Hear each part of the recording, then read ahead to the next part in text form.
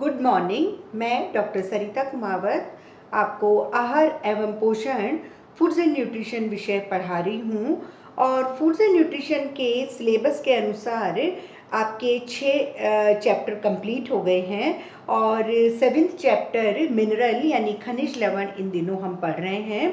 खनिज लवणों में वैसे तो खनिज लवण बहुत सारे होते हैं, लेकिन हमारे विषय में हमारे कोर्स के अंदर सिलेबस में सिर्फ 6 ही मिनरल्स हमको पढ़ने हैं। उनमें हमने कैल्शियम, फास्फोरस, फ्लोरीन और आयरन यानी लोह तत्व, ये 4 खनिज लवण हमने कवर कर लिए हैं हमारे लेक्चर में। और आज 5वां मिनरल आयोडीन के बारे में हम लेक्चर में पढ़ेंगे। तो आयोडीन जो होता है वो अल्प मात्रिक खनिज लवणों में आता है। मतलब कुछ तो ऐसे होते हैं खनिज लवण जिनकी ज़्यादा मात्रा हमारे शरीर में भी होती है और हमें रिक्वायर्ड भी होती है, जैसे कैल्शियम है, फास्फोरस है, सोडियम है। ये ज़्यादा मात्रा में भी होते हैं और उनको ज़्यादा भी लिया जाता है। लेकिन कुछ होते हैं अल्प मात्रिक, जैसे आयरन है, फ्लोरीन है, आयोडीन है। तो ये सब अल्प मात्रिक मिनरल्स कहलाते हैं, मतलब सूक्ष्म मात्रिक माइक्रो एलिमेंट्स कहलाते हैं। और अल्प मात्रा में ही हमारे शरीर में ये रहते हैं और अल्प मात्रा में ही ये रिक्वायर्ड है हमारे शरीर के लिए। लेकिन अगर जो रिक्वायर्ड अमाउंट, जो हमारी दैनिक आवश्यकता जो बताई गई है, अगर वो हम नहीं लेंगे तो इनसे भी, इनकी कमी से भी कई बीमारियां हो जाती हैं। हमारे शरीर में कई सारी ग्रंथियां होती हैं और उन्हीं ग्रंथियों में एक थायराइड ग्रंथि भी उपस्थित होती है। तो थायराइड ग्रंथि से जो एक हार्मोन निकलता है उसका नाम है थायरॉक्सिन। थायराइड ग्रंथि से थायरॉक्सिन हार्मोन निकलता है और थायरॉक्सिन हार्मोन के अंदर आयोडीन नामक लवण विद्यमान रहता है। या फिर यूं कह लीजिए कि आयोडीन थायरॉक्सिन हार्मोन को बनाने में मदद करता है। तो थायराइड ग्रंथि हमारे शरीर में सिर्फ 25 ग्राम की होती है। थायराइड ग्रंथि सिर्फ 25 ग्राम की होती है। उसके अंदर जो थायरॉक्सिन हार्मोन है, वो उसमें जो आयोडीन पाया जाता है वो होता है 10 मिलीग्राम। मतलब जो थायराइड ग्रंथि के अंदर थायरॉक्सिन है उसमें 10 मिलीग्राम आयोडीन पाया जाता है। और जो हमारा पूरा शरीर है उसमें आयोडीन की मात्रा होती है 50 मिलीग्राम। पूरे शरीर में 50 मिलीग्राम आयोडीन पाया जाता है और अकेले थायराइड ग्रंथि के थायरॉक्सिन हार्मोन में 10 मिलीग्राम आयोडीन पाया जाता है। ये जो थायरॉक्सिन हार्मोन है ये हमारे शरीर में चयापचय क्रियाएं करवाता है, मेटाबॉलिक एक्टिविटीज करवाता है। उससे ऊर्जा चयापचय यानी एनर्जी मेटाबॉलिज्म कंप्लीट होता है और एनर्जी मेटाबॉलिज्म होने के कारण ही शारीरिक विकास में भी मदद मिलती है। अगर थायरॉक्सिन हार्मोन नहीं होगा तो शारीरिक वृद्धि रुक जाएगी, ऊर्जा नहीं मिल पाएगी, ऊर्जा का मेटाबॉलिज्म नहीं हो पाएगा, ऊर्जा यूज नहीं हो पाएगी। तो इस तरह से थायराइड ग्रंथि के अंदर थायरॉक्सिन हार्मोन में आयोडीन नामक खनिज लवण पाया जाता है। तो फिर हम ले रहे हैं आयोडीन के कार्य यानी फंक्शंस ऑफ आयोडीन। तो अभी हमने बताया कि थायराइड ग्रंथि होती है, उसमें थायरॉक्सिन हार्मोन होता है। तो चूंकि थायरॉक्सिन में आयोडीन होता है तो जो थायरॉक्सिन हार्मोन के काम होते हैं करीब करीब वही आयोडीन के कार्य भी कहलाते हैं। पहला कार्य है आयोडीन का कि वो चयापचय गति को बढ़ाता है। जो हमारे अंदर ऊर्जा चयापचय की गति होती है उसको बढ़ाता है।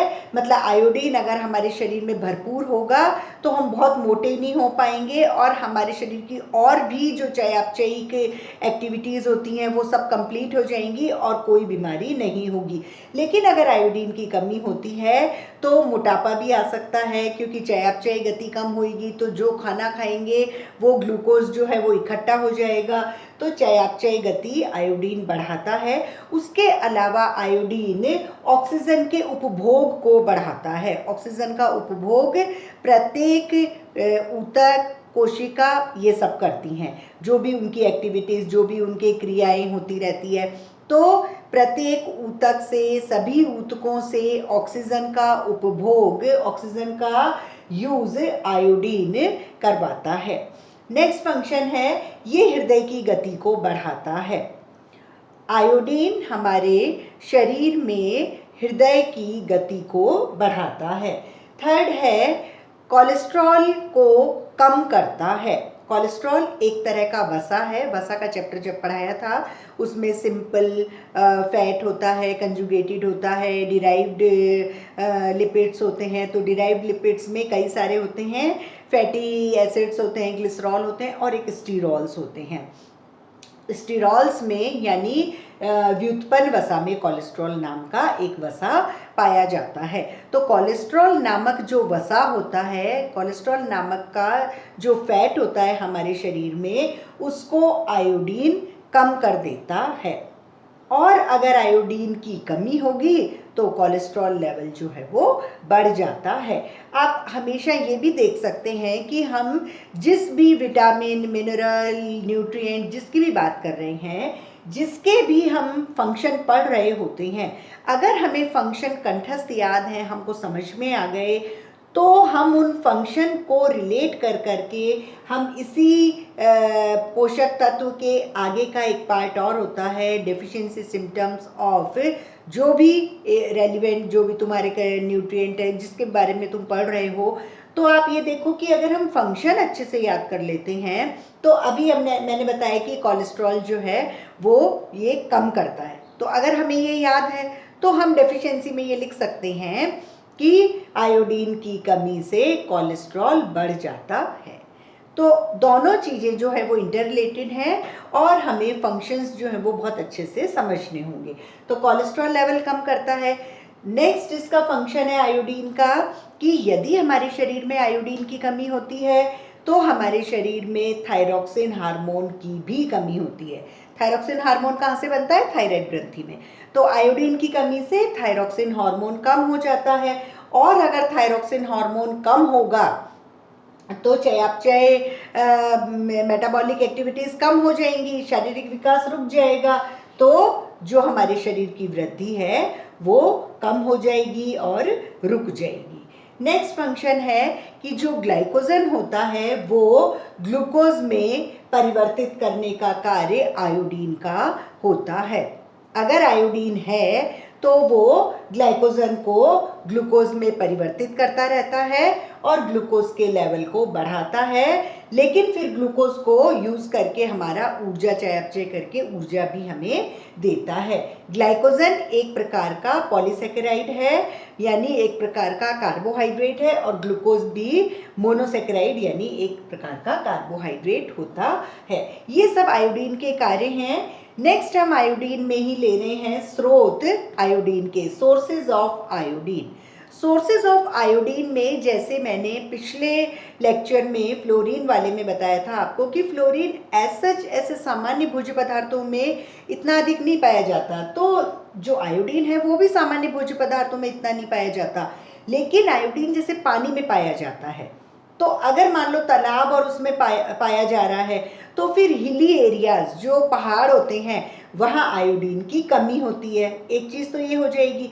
और अगर मिट्टी और पानी में वहाँ आयोडीन है, तो मिट्टी और पानी को यूज़ करके जो भी चीज़ बन रही है, मिट्टी और पानी से जो पेड़ पौधे बन रहे हैं, उससे फ्रूट्स, वेजिटेबल, अनाज जो बन रहा है उसमें आयोडीन होगा तो हमें आयोडीन मिल जाएगा। और उस मिट्टी और पानी से दूब उगी है, पेड़ उगे हैं, उनको जानवरों ने खाया है और फिर उससे दूध बना है, तो दूध और दूध के प्रोडक्ट में भी आयोडीन होएगा। उसको मुर्गी ने खाया है तो मुर्गी के अंडे में, मीट में, फिश में, सब में आयोडीन होगा अगर पानी में पर्याप्त आयोडीन पाया जाता है तो। लेकिन अगर पानी और मिट्टी में आयोडीन नहीं है तो उस जगह आयोडीन की कमी हो जाती है।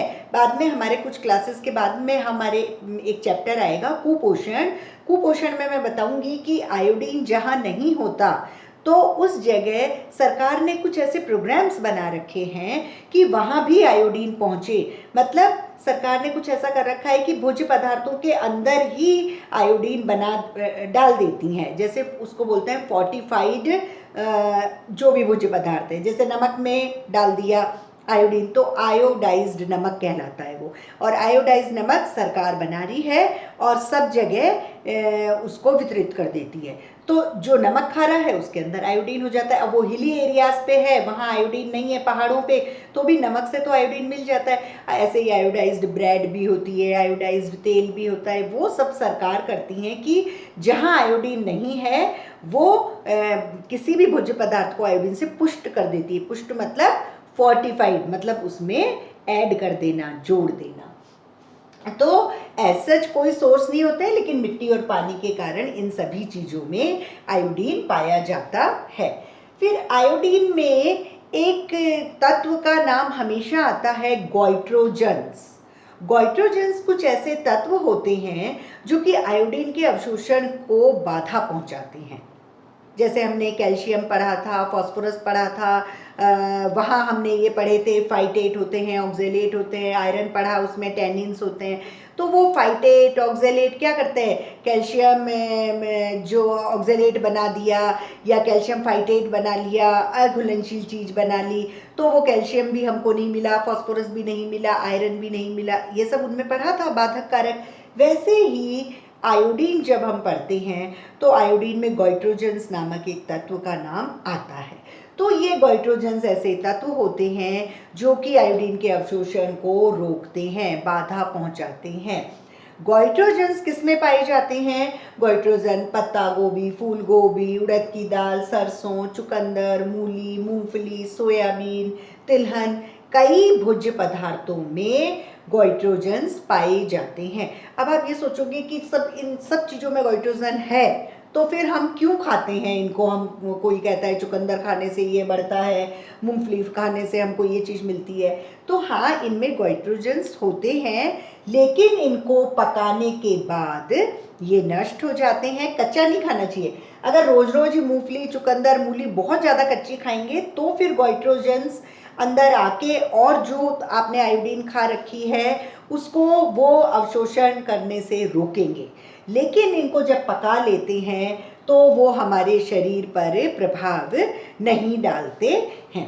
और गोइट्रोजन्स जो हैं अगर हमारे शरीर में, मतलब हमारे भोजन में बढ़ते जाएंगे, आपने पत्ता गोभी, मूली, चुकंदर, उड़द की दाल खाते ही जा रहे हैं, बहुत ज़्यादा गोइट्रोजन्स हो जाते हैं, तो हमारे शरीर का आयोडीन अवशोषण नहीं हो पाता है। और अगर आयोडीन अवशोषण बिल्कुल कम होता जाएगा, कई दिन तक हमने यही गोइट्रोजन्स चीज़ खाई बिना पकाए और वो शरीर में पहुंचने के बाद में आयोडीन को अवशोषित करने में मदद नहीं कर रही है, तो शरीर में गोइटर नामक रोग यानी गलगंड या घेंघा रोग शरीर में हो जाता है। ये गोइट्रोजन्स के बारे में था। अब आयोडीन का आरडीए ऑफ आयोडीन मतलब recommended dietary allowances of iodine. Iodine की दैनिक आवश्यकता, एक दिन में किसको कितना आयोडीन खाना चाहिए। अभी मैंने बताया कि ये अल्प मात्रिक है, तो आप इसकी यूनिट देखेंगे, यूनिट मतलब इकाई। जैसे हम दूध को तोलते हैं लीटर में, पानी को तोलते हैं लीटर में, तेल को तोलते हैं लीटर में, या फिर हम सब्जियों को तोलते हैं किलो में, तो ये उसकी इकाई है, ठीक है। वैसे ही आयोडीन की इकाई है माइक्रोग्राम प्रतिदिन। माइक्रोग्राम मतलब न किलोग्राम है, न ग्राम है, न मिलीग्राम है, माइक्रोग्राम, उससे भी कम। तो आरडीए आयोडीन का इस तरह से है कुछ कि शिशुओं के लिए 40 से 50 माइक्रोग्राम प्रतिदिन चाहिए होता है आयोडीन। बालकों के लिए 70 से 120 माइक्रोग्राम आयोडीन प्रतिदिन चाहिए। वयस्क पुरुष हो या महिला उसके लिए 150 यानी 150 माइक्रोग्राम आयोडीन प्रतिदिन चाहिए। फिर जो महिलाएं गर्भावस्था में होती है उन्हें 175 माइक्रोग्राम आयोडीन प्रतिदिन चाहिए, और धात्री अवस्था में महिलाओं को 200 माइक्रोग्राम आयोडीन प्रतिदिन चाहिए होता है। और अगर इससे कम हो जाता है गर्भावस्था और धात्री अवस्था में तो उनके बेबीज़ पर इसका प्रतिकूल प्रभाव पड़ता है, एक गलत इफेक्ट पड़ता है, उनके कुछ बीमारियां हो जाती हैं। तो आज हमने अभी पूरा पढ़ा आयोडीन।